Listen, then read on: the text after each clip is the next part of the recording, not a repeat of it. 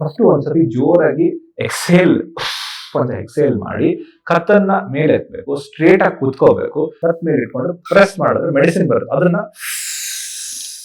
ಅಂದ್ರೆ ಇನ್ಹೇಲ್ ಮಾಡಿ ಒಂದು 5 ಸೆಕೆಂಡ್ 5 4 3 2 1 ಇಟ್ಕೊಂಡು ಸ್ಲೋ ಆಗಿ ಅಂತ ಬಿಡಬೇಕು. ನಮಸ್ತೆ, ನಾನು ಡಾಕ್ಟರ್ ಗಣೇಶ್ ಪ್ರತಾಪ್, ಶ್ವಾಸಕೋಶ ತಜ್ಞ.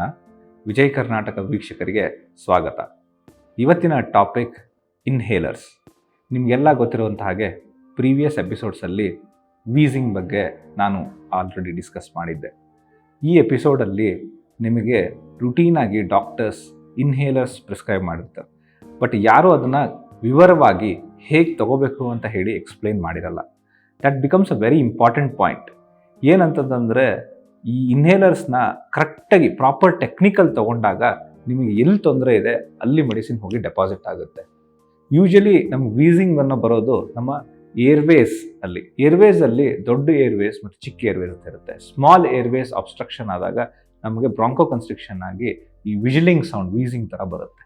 ಸೊ ಈ ಏರ್ವೇಸ್ ವಾಲ್ಗೆ ನಾವು ಟಾರ್ಗೆಟೆಡ್ ಥೆರಪಿಯಾಗಿ ಈ ಇನ್ಹೇಲರ್ಸ್ನ ಯೂಸ್ ಮಾಡ್ತೀವಿ. ಈ ಇನ್ಹೇಲರ್ಸ್ 3 ವಿಧವಾಗಿರುತ್ತೆ ಯೂಶಲಿ. ಒಂದು MDI ಮೀಟರ್ ಡೋಸ್ ಇನ್ಹೇಲರ್ ಅಥವಾ ಪಂಪ್ ಇನ್ಹೇಲರ್ ಅಂತ ಹೇಳ್ತೀವಿ. ಈ ಇನ್ಹೇಲರ್ ಇದರಲ್ಲಿ ಕ್ಯಾನಿಸ್ಟರ್ ಇರುತ್ತೆ, ಈ ಥರ ಕ್ಯಾನಿಸ್ಟರ್ ಇರುತ್ತೆ. Then it has a device and actuator, breath actuator ಇರುತ್ತೆ, ಮತ್ತು ಒಂದು ಕ್ಯಾಪ್ ಇರುತ್ತೆ.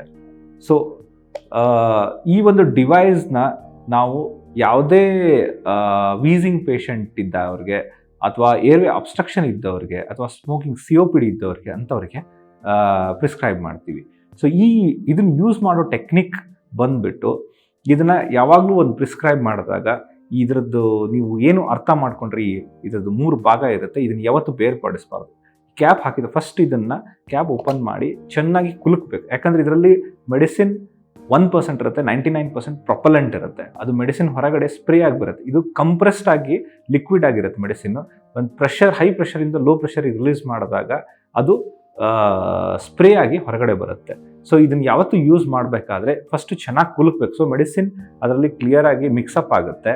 ಇದನ್ನು ಪ್ರೆಸ್ ಮಾಡಿದಾಗ ಮೆಡಿಸಿನ್ ತುಂಬ ಫಾಸ್ಟಾಗಿ ಬರುತ್ತೆ.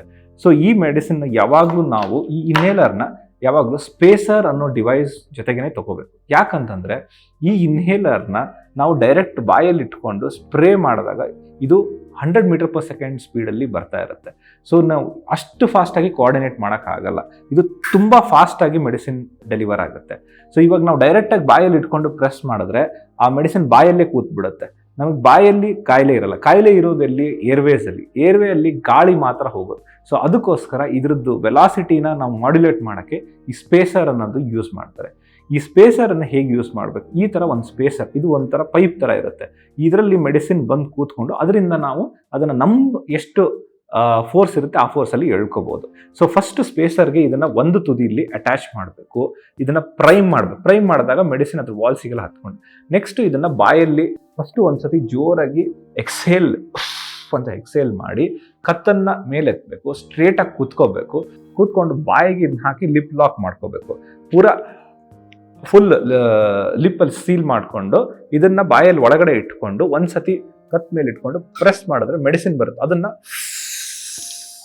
ಅಂತ ಇನ್ಹೇಲ್ ಮಾಡಿ ಒಂದು 5 ಸೆಕೆಂಡ್ 5 4 3 2 1 ಇಟ್ಕೊಂಡು ಸ್ಲೋ ಆಗಿ ಅಂತ ಬಿಡಬೇಕು. ಸೊ ಮತ್ತೊಂದು 10 ಸೆಕೆಂಡ್ ಗ್ಯಾಪ್ ಕೊಟ್ಟು ಮತ್ತೆ ಸೆಕೆಂಡ್ ಇನ್ಹಲೇಷನ್ನ ಮತ್ತೊಂದ್ಸತಿ ಬಾಯಲ್ಲಿ ಇಟ್ಕೊಂಡು ಲಿಪ್ ಲಾಕ್ ಮಾಡಿ ಅದನ್ನು ಪ್ರೆಸ್ ಮಾಡಿ ಮತ್ತೊಂದ್ಸತಿ ಪ್ರೆಸ್ ಮಾಡಿ ಅದನ್ನ ಜೋರಾಗಿ ಇಳಿಯೋಬೇಕಾದ್ರೆ ಜೋರಾಗಿ ಎಳಿಬೇಕು. ಆಮೇಲೆ ಬಿಡಬೇಕಾದ್ರೆ ಒಂದು 5 ಸೆಕೆಂಡ್ಸ್ ಹಿಡಿದಿಟ್ಕೊಂಡು ಸೊ ದಟ್ ಅದು ಎಲ್ಲ ಕಡೆ ಲಂಗ್ಸ್ ಎಲ್ಲ ಕಡೆ ಸ್ಪ್ರೆಡ್ ಆಗುತ್ತೆ, ಅದು ಎಫೆಕ್ಟಿವ್ ಆಗಿರುತ್ತೆ. ಎಲ್ಲೆಲ್ಲಿ ನಮಗೆ ಟಾರ್ಗೆಟ್ ಇದೆ ಆ ಟಾರ್ಗೆಟ್ ರೀಚ್ ಆಗುತ್ತೆ ಆ್ಯಂಡ್ ದೆನ್ ಸ್ಲೋ ಆಗಿ ನೀವು ಹೊರಗಡೆ ಬಿಡ್ಬೋದು. ಈ ಥರ ಮಾಡೋದ್ರಿಂದ ಈ ಇನ್ಹೇಲರ್ದ ಎಫೆಕ್ಟಿವ್ನೆಸ್ ತುಂಬ ಜಾಸ್ತಿ ಆಗಿರುತ್ತೆ. ನಿಮಗೇನು ವೀಸಿಂಗ್ ಸೌಂಡ್ ಏನಿರುತ್ತೆ ಅದು ಬೇಗ ಕಡಿಮೆ ಆಗುತ್ತೆ. ಸೊ ಈ ಇನ್ಹೇಲರ್ಸಲ್ಲಿ ತುಂಬ ವಿಧವಾಗಿರುತ್ತೆ. ಇದರಲ್ಲಿ ಪರ್ಟಿಕ್ಯುಲರ್ ಡೋಸ್ ಇರುತ್ತೆ. ನಿಮಗೆ ಎಷ್ಟು ಅಬ್ಸ್ಟ್ರಕ್ಷನ್ ಇದೆ ಅಂತ ಹೇಳಿ ನಾವು ಒಂದು ಸ್ಪೈರೋಮೆಟ್ರಿ ಅಂತ ಮಾಡಿಬಿಟ್ಟು ಪ್ರತಿಯೊಂದು ಅಬ್ಸ್ಟ್ರಕ್ಷನ್ ಲೆವೆಲ್ನ ನೋಡಿಬಿಟ್ಟು ಅದು ಯಾವ ಅಬ್ಸ್ಟ್ರಕ್ಷನ್ನಿಗೆ ಎಷ್ಟು ಮೆಡಿಸಿನ್ ಬೇಕು, ಎಷ್ಟು ಡೋಸ್ ಬೇಕು step up and step down therapy ಅಂತ ಇರುತ್ತೆ. ಆ ಡೋಸ್ನ ಹಾಕ್ತಾ ಹೋಗ್ತೀವಿ, ಆಮೇಲೆ ಇದನ್ನ ಕಡಿಮೆ ಮಾಡ್ತಾ ಹೋಗ್ತೀವಿ. ಆಸ್ ಆ್ಯಂಡ್ ವೆನ್ ನಿಮ್ಮದು ಡಿಸೀಸ್ ಕಂಟ್ರೋಲ್ ಬಂದಂಗೆ ಇದನ್ನ ಡಿಕ್ರೀಸ್ ಮಾಡ್ತಾ ಹೋಗ್ತೀವಿ. ಇನ್ಹೇಲರ್ಸ್ ಯಾವತ್ತು ಲೈಫ್ ಲಾಂಗ್ ತಗೋಬೇಕು ಅಂತ ಇರೋದಿಲ್ಲ, ಇದು ಯಾವತ್ತು ಹ್ಯಾಬಿಚುವಲ್ ಆಗೋದಿಲ್ಲ. ಇದರಿಂದ ಯಾವುದೇ ಸೈಡ್ ಎಫೆಕ್ಟ್ ಇಲ್ಲ, ಯಾಕಂದ್ರೆ ಜಸ್ಟ್ ನೀವು ಗಾಳಿ ತಗೊಂಡು ಗಾಳಿ ಬಿಡೋದ್ರಿಂದ ಇದರಿಂದ ಜಾಸ್ತಿ ಸೈಡ್ ಎಫೆಕ್ಟ್ಸ್ ಇರೋದಿಲ್ಲ. ಇದ್ರಲ್ಲಿ ಯೂಸ್ ಮಾಡುವಂಥ ಮೆಡಿಸಿನ್ ತುಂಬಾ ಕಡಿಮೆ ಆಗಿರುತ್ತೆ, ಮೈಕ್ರೋಗ್ರಾಮ್ಸ್ ಅಲ್ಲಿ ಬರುತ್ತೆ. ವೆರಸ್ ನೀವು ಮಾತ್ರೆ ನುಂಗೋದ್ರಲ್ಲಿ ಮಿಲಿಗ್ರಾಮ್ಸ್ ಅಲ್ಲಿ ಇರುತ್ತೆ, 1000 ಪಟ್ಟು ಇದರಲ್ಲಿ ಕಡಿಮೆ ಇರುತ್ತೆ. ಒಂದು ಮಾತ್ರೆ ನುಂಗೋದು ಒಂದು ಇನ್ಹೇಲರ್ನ ಒಂದು ತಿಂಗಳು ತಗೊಳೋದು ಅಷ್ಟು ಇಕ್ವಲೆಂಟ್ ಆಗಿರುತ್ತೆ. ಸೊ ಇದನ್ನ ಯೂಸ್ ಮಾಡೋದ್ರಲ್ಲಿ ಯಾವುದೇ ನಿಕ್ಷೇಪ ಇರೋದು ಬೇಡ, ಯಾವುದೇ ಸ್ಟಿಗ್ಮಾ ಬೇಡ. Every one can use it, even from ಚಿಕ್ಕ ಮಕ್ಕಳಿಂದ ಪಿಡಿಯಾಟ್ರಿಕ್ 1 month ಕೂಸಿಂದ 90 years ವಯಸ್ಸಾದವ್ರ ತನಕನೂ ಎಲ್ಲರೂ ಇದನ್ನ ಯೂಸ್ ಮಾಡ್ಬೋದು ಅಂತ ಹೇಳಕ್ ಇಷ್ಟಪಡ್ತೀನಿ. ಸೊ ಈ ಇನ್ಹೇಲರ್ ಯೂಸ್ ಆದ್ಮೇಲೆ ನೀವು ಇದನ್ನ ಡಿಟ್ಯಾಚ್ ಮಾಡಿಡ್ಬೋದು, ಇದನ್ನ ಈವನ್ ವಾಶ್ ಮಾಡಿಡ್ಬೋದು. ಆಮೇಲೆ ಇಮಿಡಿಯೇಟ್ ಆಗಿ ಇದನ್ನ ಇನ್ಹಲೇಷನ್ ಅಂಡ್ ಎಕ್ಸಲೇಷನ್ ಮಾಡಾದ್ಮೇಲೆ ನೀವು ಸ್ವಲ್ಪ ಬಾಯನ್ನ ವಾಶ್ ಮಾಡ್ಬೇಕು, ಅಥವಾ ನೀರನ್ನು ಹಾಕೊಂಡು ನಾರ್ಮಲ್ ವಾಟರ್ ಅನ್ನೇ ನೀರು ಹಾಕೊಂಡು ಗರ್ಗಲ್ ಮಾಡಿ ಉಗಿಬೇಕು. ಸೊ ದಟ್ ಈ ಮೆಡಿಸಿನ್ ಏನಿದೆ ನಮಗೆ ಬಾಯಲ್ಲಿ ಡೆಪಾಸಿಟೆಡ್ ಆಗುವ ಅಂತ ಅವಶ್ಯಕತೆ ಇಲ್ಲ. ಬಾಯಲ್ಲಿ ಡೆಪಾಸಿಟ್ ಆದ್ರೆ ನಿಮ್ಗೆ ಹುಣ್ಣಾಗೋದು ಆ ಥರ ಪ್ರಾಬ್ಲಮ್ ಆಗುತ್ತೆ. ಸೊ ಅದನ್ನ ಇಮಿಡಿಯೇಟ್ ಆಗಿ ನೀವು ಬಾಯ್ ವಾಶ್ ಮಾಡ್ಕೊಂಡ್ರೆ ಬಾಯಲ್ಲಿ ಇರೋದಿಲ್ಲ. ನಮಗೆ ಮೆಡಿಸಿನ್ ಇದು ಓನ್ಲಿ ಏರ್ವೇಸ್ ಅಲ್ಲಿ ಡೆಪಾಸಿಟ್ ಆಗಬೇಕು.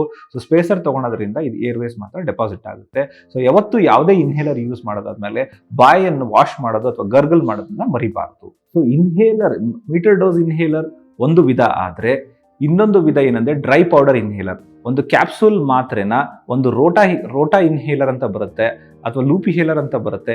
ಈ ತರ ಯಾವುದೇ ಡಿವೈಸ್ ಅಲ್ಲಿ ನೀವು ಕ್ಯಾಪ್ಸೂಲ್ ಅನ್ನ ಹಾಕಿ ಆ ಮಾತ್ರೆಯಲ್ಲಿರುವಂತಹ ಪೌಡರ್ ಅನ್ನ ಎಳೆಯೋದು, ಇದು ಒಂದು ಡ್ರೈ ಪೌಡರ್ ಇನ್ಹೇಲರ್ ಅಂತ. ಈ ಟೆಕ್ನಿಕ್ ಅನ್ನ ನಾನು ನೆಕ್ಸ್ಟ್ ಎಪಿಸೋಡ್ ಅಲ್ಲಿ ನಿಮ್ ಜೊತೆ ಡಿಸ್ಕಸ್ ಮಾಡಲು ಇಷ್ಟಪಡ್ತೀನಿ.